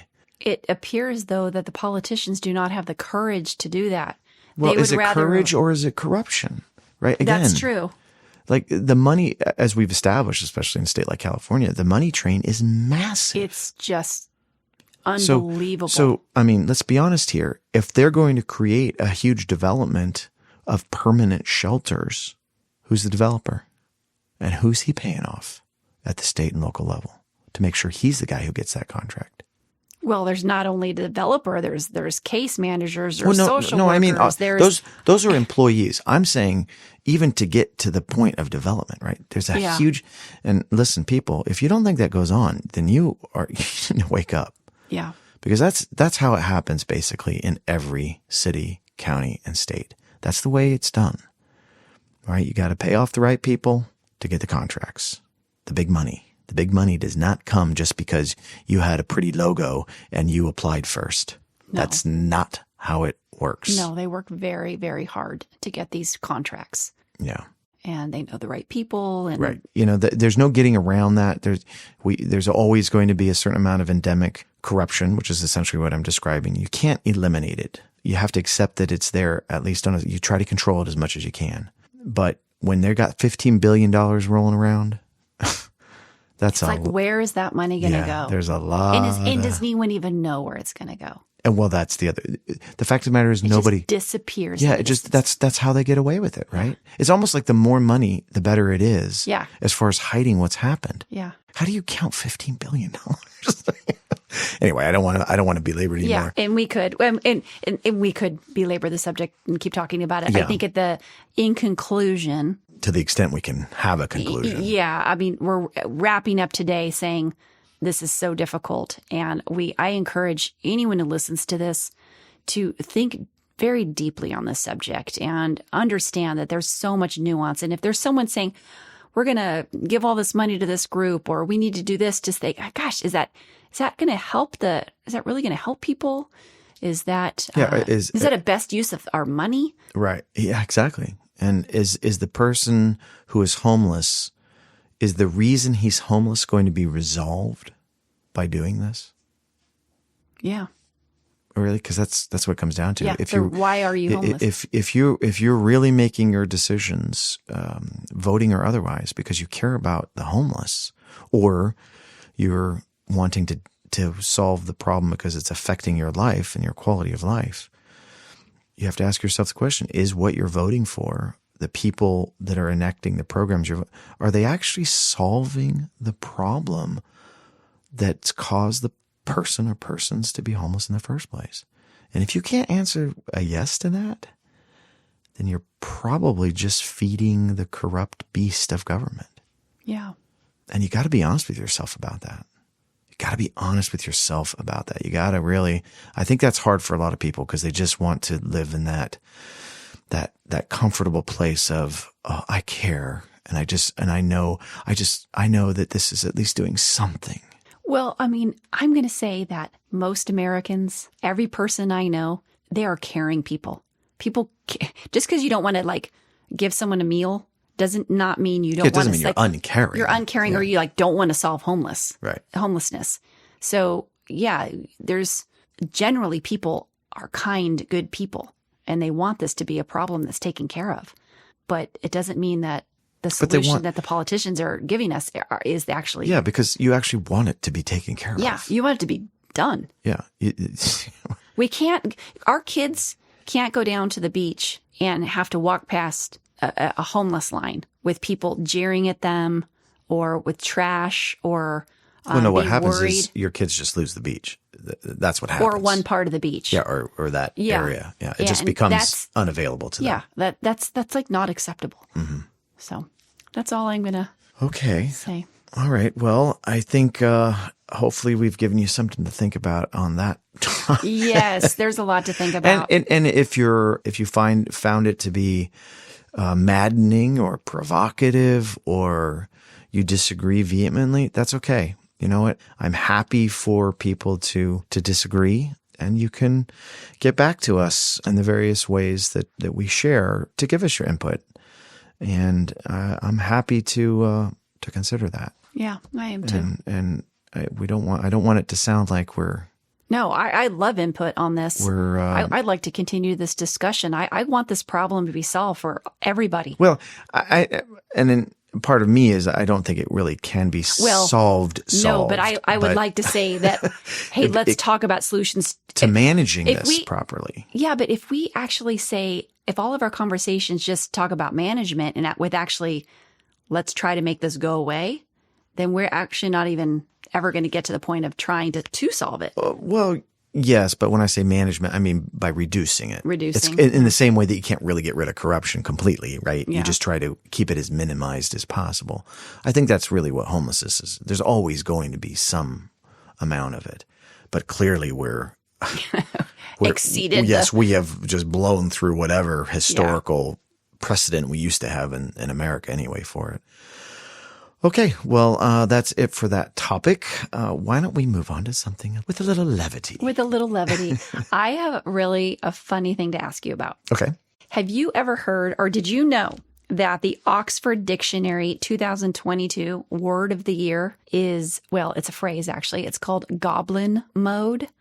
Have you heard about Goblin Mode? I have never heard this. Okay, so Goblin Mode is basically people have reverted to their like beast self, and this especially came beast self. What does that where mean? they're slovenly, they're lazy, they're not like taking care of their bodies. They're just living life in their most primal way. Okay. And that's a new phrase, and especially came about during the pandemic. So people just sitting around getting fat, not showering. Yeah. I mean, what do you think about that? And that's called Goblin Mode? Goblin Mode, yeah. And the Atlantic wrote an article saying, to me, it's horrifying. It's horrifying. But the Atlantic said that we're all capable of Goblin Mode. Yeah. You know what? If you can get away with it, yeah. I mean, if the food can magically appear and you can still magically get your salary or your paycheck, yeah, I can see that there's a lot of people might fall into that pattern. But life kind of regulates this, because if that's what you're doing, chances are you're not going to get paid. Well, what if you're just job. Working from home though? Well, and you just do the thing where you're like, you just make your chest level up look good, and the rest of you looks like hell. Exactly. And you like have a giant bag of like gummy bears like right next to you, just sticking your hand and Cheetos, big old 40-ouncer. Your I don't know, your 6-pack of Monster drinks. Yeah, for the exactly. Day, right? No, you are drinking Monster drinks, and this sounds. I mean, yeah, I suppose some people might fall. I could see young people falling into that. Definitely. But what about like Jack Dorsey? Like during pandemic, didn't he come out at one point? He had the full beard. Well, he looked like a POW, for goodness sake. Well, he was in Goblin Mode. Okay. Yeah. Maybe. I hate the phrase. I have to be honest. Isn't it so? Because like a goblin, you just think of like this hollowed out eyes and like you think of like and I think of Lord of the Rings or something. Goblins. Oh, the goblins were terrible in Lord of the Rings. I don't know. I'm not liking this new edition. Yes, I know. But of course they asked me. I thought you were going to bring up another definition. Well, what's the actual definition? What's the actual verbiage? I'm curious. Well, the Oxford Dictionary, yeah, I guess it is, defines Goblin Mode as a type of behavior which is unapologetically self-indulgent, lazy, slovenly, or greedy, typically in a way that rejects social norms or expectations. Actually, now that you read it that way, it does kind of sound like, a Tolkien description of goblins. Yeah. Yeah. They're just like ripping stuff apart. They're just like sitting around. They're so gross, and they're like ripping meat, and like it's like food's all over their teeth, and they're on their face, and they don't care. All right. See, now that I've heard the actual definition, maybe I. Well, there used to be like beast mode, and then there was like savage mode, and like it just was. God, I'm missing all the modes. Erin, it's because you're not on social media. You like miss all this stuff. Or did I really miss anything? You actually didn't miss it, but I mean, you don't know about it because you didn't miss it. So anyway, that's Goblin Mode. Okay. And now you know. Now I know. It's a word to wrap up 2022 with. Goblin Mode. Yes. And let's just pray neither of us ever. Yeah, if you catch me in Goblin Mode, you need to. I snap you out of it? Yeah, you need to get me out of that. Yeah, same here. That's. I don't even know what Goblin Mode is not going to end well. Let's put it that way. No. That's you're fat. That you're has like, a bad ending. What else are you? You're like hairy. Yes, that's all those unattractive pictures. Everything bad. Everything bad. It's going to happen. But aren't there any, that's funny because they come up with new definitions every year. They do. I suppose there's some other interesting. And they're more like, I would say it's part of like the urban lexicon. Urban dictionary. Urban dictionary. Yeah. I mean, really I guess they're going to add that to the dictionary, but they're turns of phrase. They're they do. Well, there's a really interesting book was written by one of the, Merriam-Webster lexicographer, however you say that word. Lexicographer? I think, is that what it is? I don't know. But the people who basically study words and figure out and write the definitions. And it's actually a really interesting book. I can't remember the name of it, but she talks about this whole process about how they come up with the definitions, when they determine a definition has occurred, how they actually determine what the definition actually is, like to distill it into words. Because a lot of times words are used and it's clearly there's a new meaning here, but it hasn't been explained specifically. And it was really, it sounds like what would be more boring than listening to somebody talk about working at Merriam-Webster coming up with definitions, but it was strangely really interesting. And she's a really good writer, which helped. She would have to be a good writer. Yeah, she's a really good writer. And there was a lot of little funny tidbits in there, and one of them actually was, what is it? What is the word that people say? Not irregular. Irregardless. Oh, so that's a weird word. Okay, so listen word. to this. So listen to this. There's a whole chapter on irregardless. And, it starts off with people, how, that's not a word. And, your teachers correct you. That's not a word. It's regardless. And turns out she starts researching, and what they do is they have endless amounts of material, of printed material, internet material, going way back far. And they researched every use of the word, and irregardless actually goes back pretty far. This is not something that just came up in, the 1970s or whenever we were young. And it turns out it does have a different meaning than regardless. There's precedent for this. And, for you lexicographers out there, don't yell at me if I get this totally wrong. But the gist is that the IR prefix in irregardless is used in other kind of in English in other ways as a prefix of emphasis. So what you're really saying is really regardless. Like regardless, but and I mean it. Yeah. Oh. And almost all the contexts where people say that's what they're doing.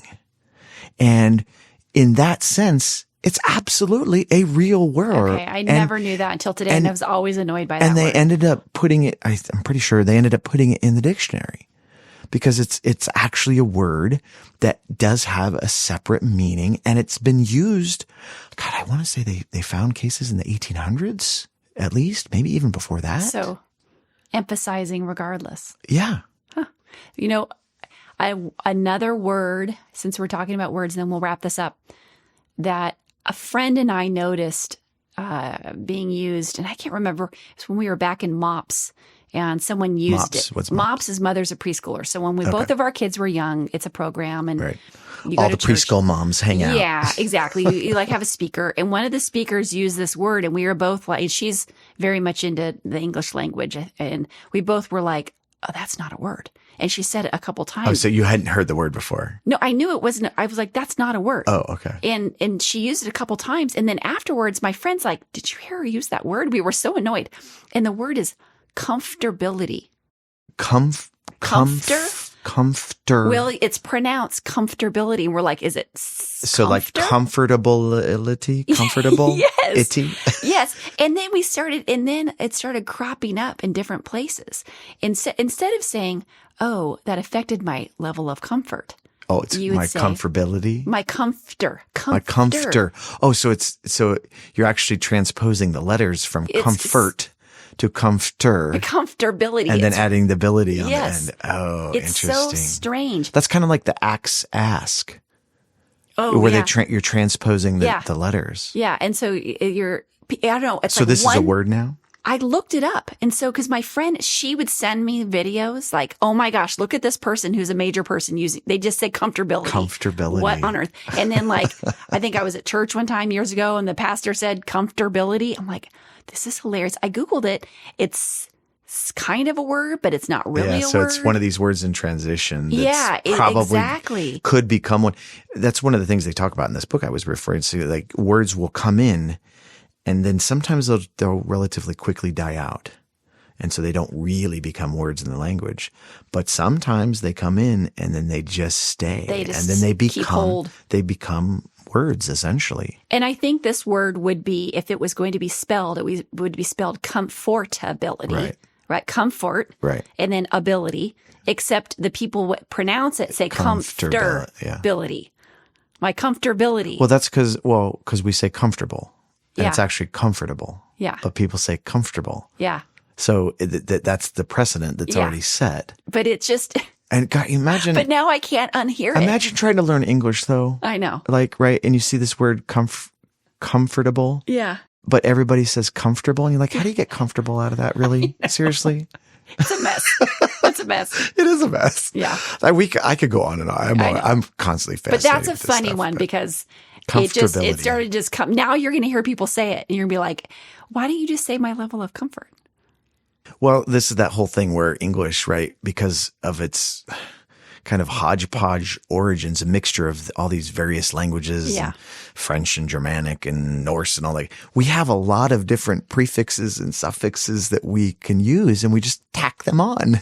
And we have more than most languages because we have all these import languages. Yeah, it's funny. And it actually makes it kind of a fun language in that sense. Perhaps except when people say non-words or what you perceive as to be non-words and you're like, I'm so hyper-focused on the fact that you just said a word that wasn't a word. I can't. You're looking around at your friends like, does anyone else notice that? And then everyone's like going, what's the problem? I'm like, he just said a non-word. What are you talking about? Oh, you're a stick in the mud. That's the problem. I know. That is. No. Well, I think that's about it for today. All right. I'm sure we could go on and on. We could. But always. Our listeners, they're ready for us to be done. They have a limit. Yes, they do. Yeah. All right, Erin, I guess. Do you have your topic for next week? No, I do not. Okay. Well, I do. No, I do. Oh, you do? Are you ready to reveal? No. Okay. We'll be releasing it. Actually. Well, so just so everybody knows, is this the week of Christmas? This is the week of Christmas. Yeah. So we'll probably have a little hiatus here, but by the time we publish this, it'll all just roll together. Yes. And we'll be advertising what the next topic is on our social media. So they can stay tuned for that. So they can stay tuned for that. Yes. It'll be very exciting. Yeah. All right. Well, why don't you take us out? Well, Erin, I enjoyed this discussion with you, as I always do, and I'm going to keep thinking about it. I'll think about it more and more as time goes on, and maybe we'll even tackle this subject again in the future if we have requests. Well, as our podcast says, I'll think about it. See you next time. See you next time. Thank you. Thank you for listening to the I'll Think About It podcast. We hope we've given you something to think about. Please share us with your friends and on your social media. Goodbye for now.